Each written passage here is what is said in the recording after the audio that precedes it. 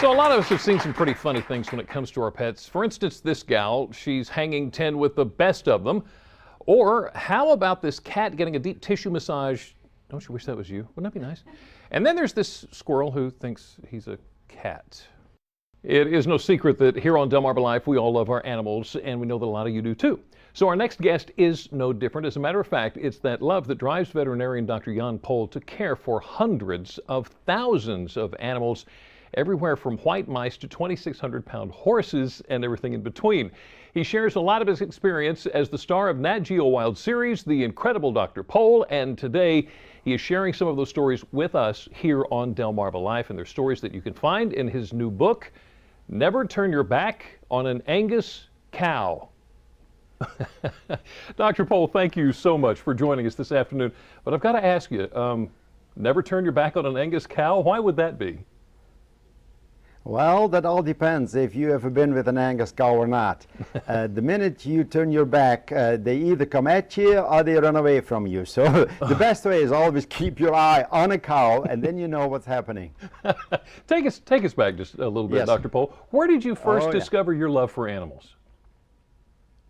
I was born and raised on a dairy farm back in the Netherlands, and I was the youngest of 6, and we had all kinds of animals on the farm in those days. And yes, as the youngest of 6, there was not any chance I could become a dairy farmer in the Netherlands. And at 12-year-old, when I was 12 years old, the local vet took me to my brother to help deliver piglets. And I thought that was fantastic. So the rest is history. Oh my goodness. Let me ask you this question. It's just a personal question. How can you diagnose what's wrong with your patients when they can't tell you what's bothering them? Well, they don't lie to us either. Don't forget that. Yes, that's right, Jimmy. When we were in college, we were taught what a normal animal looks like. Okay. Sounds like, smells like. No, I wouldn't say tastes like, but at least we know what a normal animal looks like. Okay. So when you do an examination, you find out something wrong, and then you go from there. You know, so you make a presumptive diagnosis, and then you can run some tests to make sure that it is right. Is it true that you can tell from your animal's breath what direction you need to go in, what might be wrong? Oh yeah. Many diseases make either the mouth or the breath smell different. One of the common ones is a kidney disease, where you can actually smell where there's urea coming out through the breath. Wow, that's incredible. All right, it's the old-fashioned way of doing medicine, huh? See, there you go right there. Dr. Jan Pol, never turn your back on an Angus cow. Before I let you go, though, I understand a big part of your advice is when you get to a location, turn your car around before you even get out. Why? That is another thing that I have learned from my former colleague. You can see in front of you, and you cannot see many times what's behind you. Right. And we have a lot of Amish in our practice with a lot of kids. And yes, it is a lot safer to turn your car around when nobody is around than try to do it later on when the kids may be running behind the car. And you don't know. It is a safety factor for everybody. Dr. Jan Pol, thank you so much for that. The author of Never Turn Your Back on an Angus Cow. Now, if you'd like to read more about Dr. Pol and his practical approach for caring for animals, just go to WVOC.com and click on our picture at the top of the page.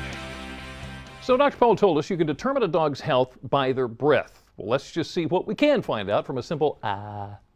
Most often, canine bad breath is caused by dental or gum disease, but persistent bad breath can indicate more serious health problems. Usually sweet or fruity breath could indicate diabetes.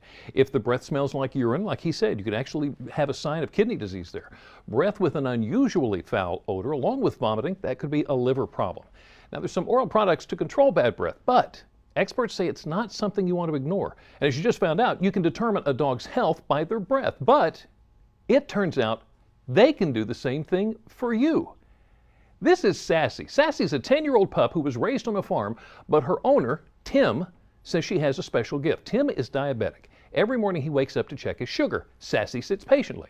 After a while, Tim realized that Sassy was beginning to pick up on what was actually happening, and she did that with her nose. Then, one night, something remarkable happened. One night I wake up in the middle of the night and she's throwing my blood meter on my lap and tugging on my arm. 3 weeks later it happened again, and then it happened again. So I'm putting 2 and 2 together. So okay, she knows when I'm low and she knows when I'm high.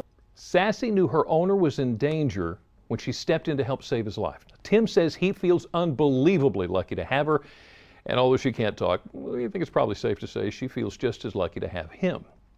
So it's no secret dogs have a powerful sense of smell. As a matter of fact, a dog's sense of smell can be up to 10 million times more powerful than yours or mine.